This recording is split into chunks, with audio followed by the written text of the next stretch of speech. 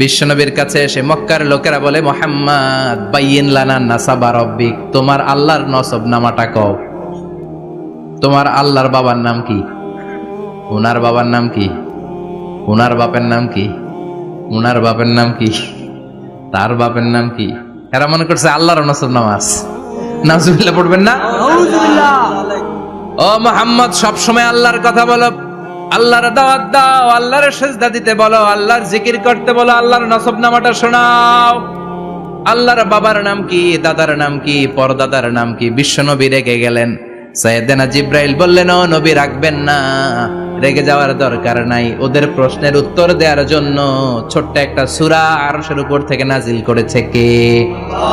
ও নবী, ওদের মুখের উপরে আপনি শক্ত ভাষায় বলে দেন, আল্লাহর কোন নসবনামা নাই, আল্লাহর বাবা দাদা কিচ্ছু নাই। আপনি পড়েন, কুল হুয়াল্লাহু আহাদ আল্লাহুস সামাদ লাম ইয়ালিদ ওয়া লাম ইউলাদ ওয়া লাম ইয়াকুল লাহু কুফুয়ান আহাদ। পড়েন সুবহানাল্লাহ, সুবহানাল্লাহ। কুল হুয়াল্লাহু আহাদ।